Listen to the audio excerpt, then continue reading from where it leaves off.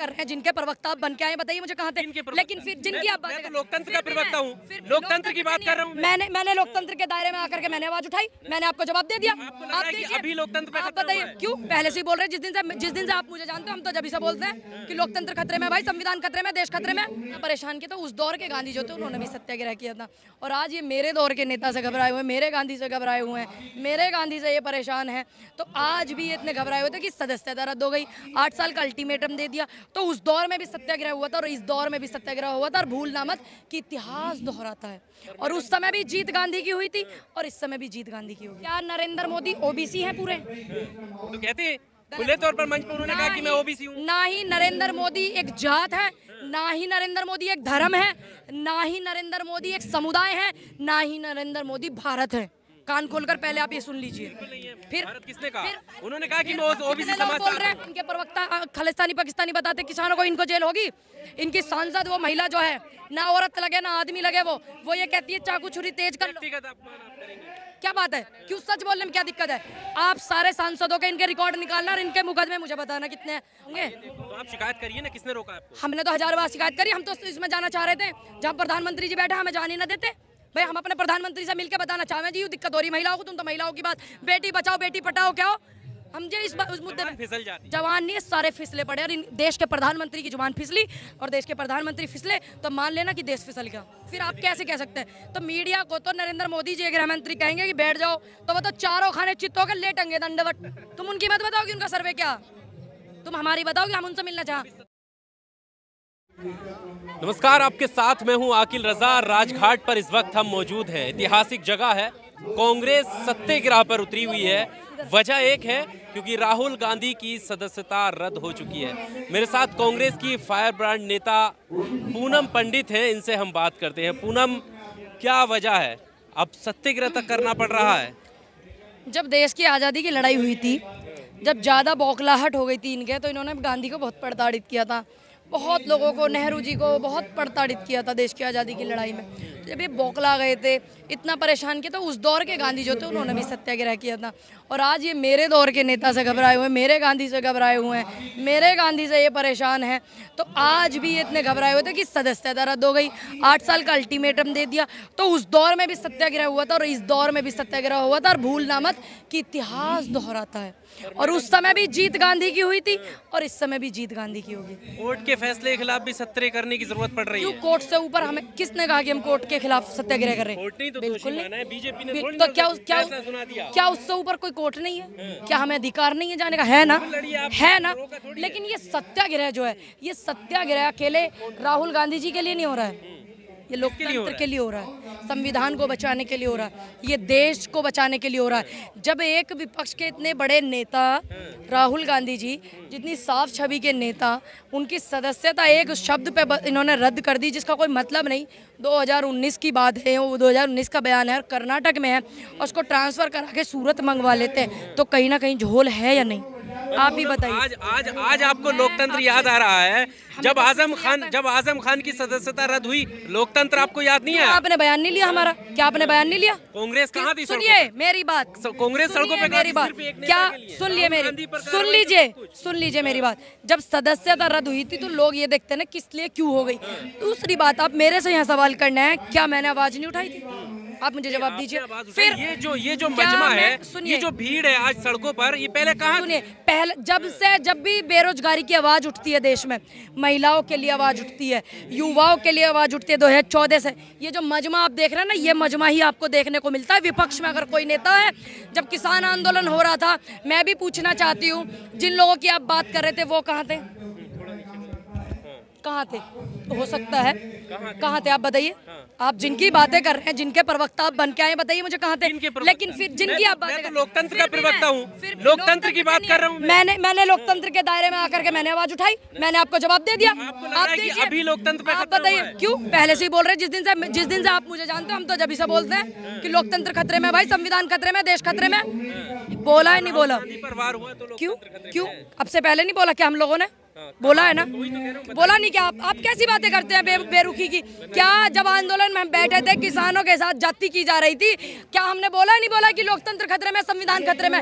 बोला या नहीं? सही बात। फिर आप कैसे कह रहे हैं कि जब कहाँ थे आप? बात में उन लोगों की कर रहा हूँ, सदस्यता रद्द की बात मैं कर रहा हूँ। सभी को पता है कि एक मजबूत नेता, कांग्रेस की विचारधारा के ही लोग हैं सब, चाहे आप क्षेत्रीय पार्टी कह लीजिए, कोई भी कह लीजिए, सबको पता है कि देश के हित के लिए क्या जरूरी है। राहुल गांधी, कांग्रेस जरूरी है, राहुल गांधी, गांधी परिवार जरूरी है, हम सब जरूरी है, इसलिए उन्होंने समर्थन किया मेरे नेता का। तो आपको क्या तकलीफ हुई भाई? उन्होंने समर्थन किया है। दूसरी बात, क्या आपको इसमें झोल नजर नहीं आता?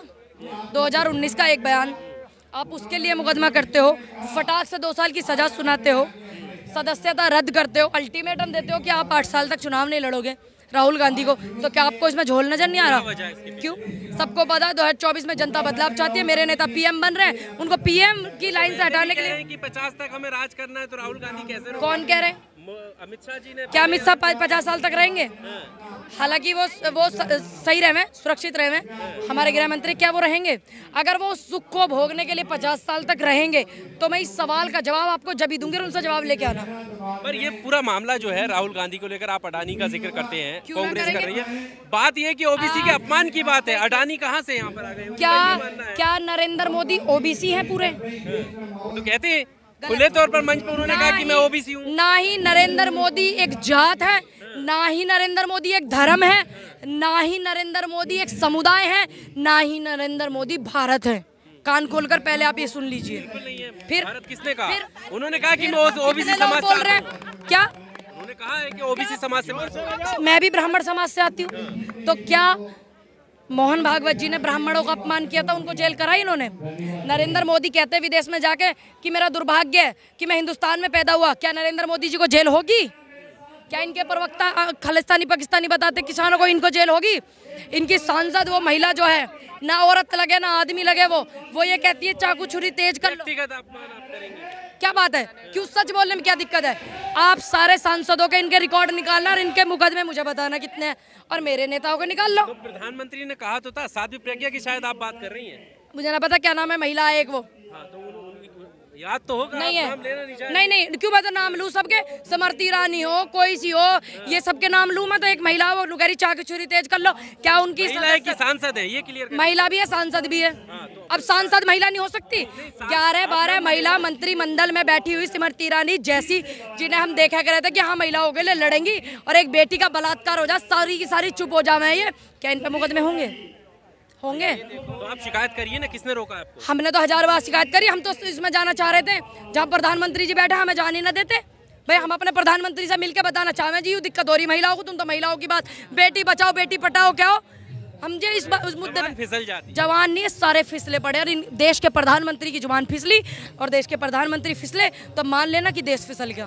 तो ऐसे फिसलने वाले लोगों को बोल दो रेस्ट कर ले भाई, बुजुर्ग है, जुबान भी फिसल जाती है, पैर भी फिसल जाता है।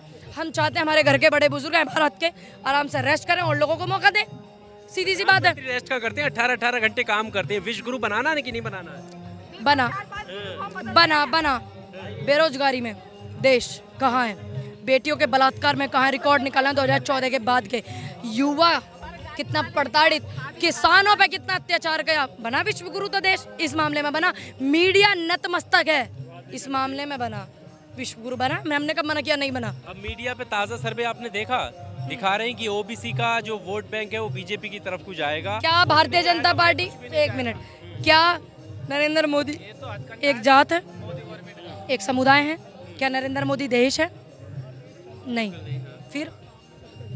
फिर आप कैसे कह सकते हैं? तो मीडिया को तो नरेंद्र मोदी जी गृह मंत्री कहेंगे कि बैठ जाओ, तो वो तो चारों खाने चित्त होकर लेटेंगे दंडवत।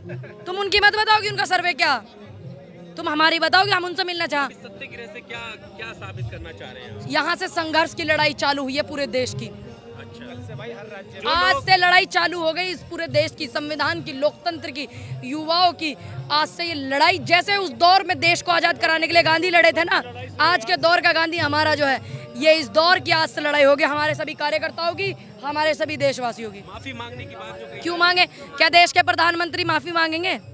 वो ये कहते थे कि कांग्रेस की विधवा बड़प्पन व्यक्ति मांगता ना। अब ये देखिए नहीं, बिल्कुल नहीं। अगर मेरे नेता को ऐसा लगता तो वो जरूर मांग ले। जो व्यक्ति वर्ल्ड का 7वें नंबर का पढ़ा लिखा हो, क्या वो किसी का अपमान कर सकता है?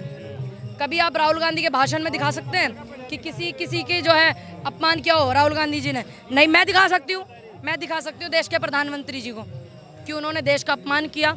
भारत के पूर्व प्रधानमंत्री जी की धर्मपत्नी श्रीमती सोनिया गांधी जी का अपमान किया। मैं दिखा सकती हूँ। आप दिखा सकते हैं मेरे नेता को? नहीं दिखा सकते, दिखाइए आप। आप कार्रवाई करिए उसके खिलाफ, किसी ने रोका थोड़ी है। ये कार्रवाई पूरे सिस्टम इनके, ये तो कार्रवाई के तो एप्लीकेशन भी ना आगे जान देते क्या कर। इसीलिए तो सत्याग्रह चालू हुआ है, इसीलिए तो ये संघर्ष यहाँ से चालू हुआ है। अच्छा पूनम, यहाँ पर क्योंकि जब से ये सदस्यता रद्द हुई है, विपक्ष के तमाम नेताओं ने बोला है, खुलकर बोला है, उनको लेकर क्या कहना है?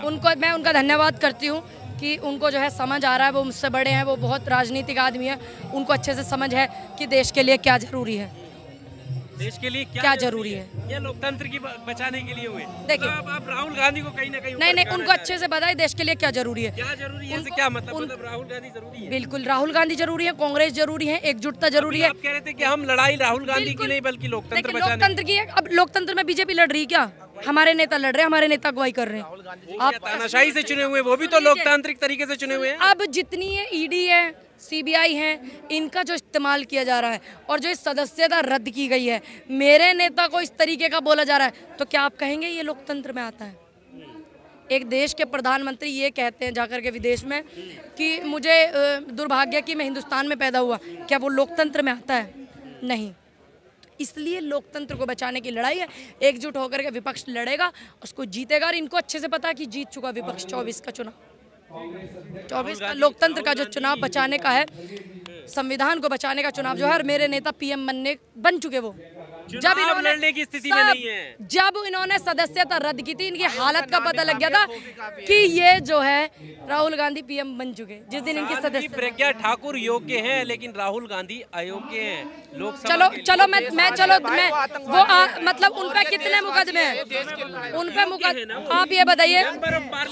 सुनिए, मेरे नेता भी चुने हुए मेंबर ऑफ पार्लियामेंट है, मेरे नेता भी। दूसरी बात सुनिए, प्रज्ञा ठाकुर जो है उनकी इतनी उम्र नहीं होगी जितने मेरे नेता ने अपना जो है संसद में समय बिताया होगा, ठीक है, मेरे नेता ने। दूसरी बात, प्रज्ञा ठाकुर पे कितने मुकदमे और कौन कौन सी धाराओं के मुकदमे वो चेक कर लेना एक बार, आपका ज्ञान जो है वो दुरुस्त हो जाएगा, ठीक है। मुकदमे होने से क्या हो रहा है? आरोप तो ऐसे तमाम तो ऐसी मेरे नेता पे आरोप लगा, तुम इतने काहे को विचलित हो? सदस्यता की बात कर रहा हूँ, वो अभी भी सदस्य है। हम अभी ऊपर एक देखो, यही लोकतंत्र है, यही लोकतंत्र है कि एक नेता ऐसे बयान देती है और उस पर मुकदमे ऐसे ऐसे लगे हों, उसकी सदस्यता बरकरार, और मेरे नेता की सदस्यता रद्द करते हैं। इसको डर और खौफ कहते हैं और इसी को लोकतंत्र खतरे में कहते हैं। अब देखो, आपने बता दिया अब लोकतंत्र मजबूत हुआ है। देखिए, राहुल गांधी हो या आम इंसान हो, सबके लिए कोर्ट फैसला एकदम सुना सकती है। तो प्रज्ञा ठाकुर की क्यों नहीं सदस्यता रद्द हुई थी? इतने भड़काऊ भाषण दिए, इतनी भड़काऊ चीजें, इतनी खराब बातें बोली, क्यों नहीं हुई रद्द? क्यों नहीं नरेंद्र मोदी जी की सदस्यता रद्द हुई थी? 2014 में उन्होंने बोला था, भारत का अपमान किया था उन्होंने, तो भारत का अपमान किया था उन्होंने, तो भारत का अपमान कैसे? उन्होंने ये बोला था 2014 से पहले तो ऐसा था कि मेरा दुर्भाग्य मैं हिंदुस्तान में पैदा हुआ, तो ये भारत का हिंदुस्तान का अपमान है। आपको कोर्ट जाना चाहिए था ना, आप कोर्ट नहीं गए। अरे 14 में इनकी सरकार बन गई, ये किसको लड़न दे रहे हैं, किसको जीतन दे रहे हैं? कोर्ट जाना चाहिए था। अरे सारा लगा रहे हैं, आप कोर्ट गए किसी आरोप में? अच्छा, आप जितने भी आरोप लगा रही कह रही कि इन्होंने सोनिया गांधी के लिए ऐसा कहा। कहानी रिकॉर्ड निकाल, मैं दिखाऊं, वीडियो निकालूं। 2014 में तो मैं बालक ही, 2014 में 14-15 साल का बालक कहा जाने में, तो बालक ही 14 में। आरोप तो सब याद है आपको, अब निकल रहे, सब निकल रहे। अब ये इनके करे हुए कर्म निकल रहे, कर्म आगे आते हैं। 70 सालों के ऐसा वो कहती है। हम भुगत रहे, हमने युवा ने वोट दिया, हम भुगत रहे, और इनके कर्म सब आगे आ रहे। कर्म जितना बोते हैं ना, उतना काटना भी पड़ता है, ठीक है। चलिए, Subscribe now and press the bell icon. Never miss an update.